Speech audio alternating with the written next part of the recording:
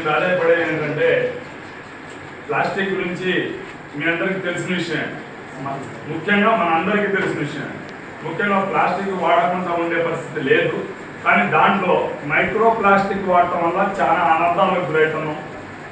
దాంట్లో భాగంగా ముఖ్యంగా కవర్లు, వాటర్ గ్లాసులు, వాటర్ బాటిల్స్, భోజనం చేసే ప్లేట్లు, వీటన్నిటిని ప్లాస్టిక్ నుంచి కొంత దూరంగా ఉంచితే మనం ఆరోగ్యంగా ఉంటాం. భవిష్యత్తు ప్రణాళికలో పిల్లలకి ఆరోగ్యం ఇవ్వగలుగుతాం. పిల్లలందరూ ఆరోగ్యంగా ఉంటే భావితరాలు కూడా బాగుంటాయనే ఉద్దేశంతో నేను ఒక వినూతనమైన ప్రోగ్రాం మొదలుపెట్టాం. ఇంకొక విషయం ఏంటంటే 1,00,000 పాంప్లెట్లు ఇట్లా ప్రింట్ చేసి పంచుదామనే ఉద్దేశంతో ఈ యొక్క కార్యక్రమం మొదలుపెట్టాం.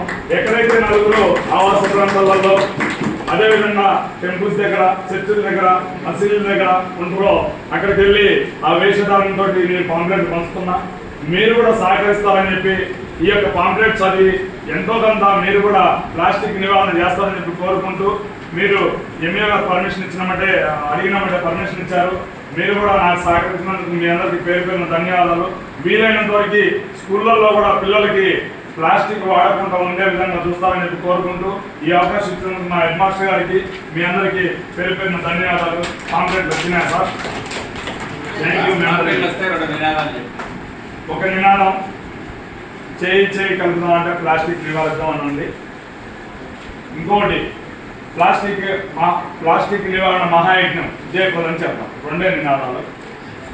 ప్లాస్టిక్ నివారణ మహాయజ్ఞం, ప్లాస్టిక్ నివారణ మహాయజ్ఞం, ప్లాస్టిక్ నివారణ మహాయజ్ఞం.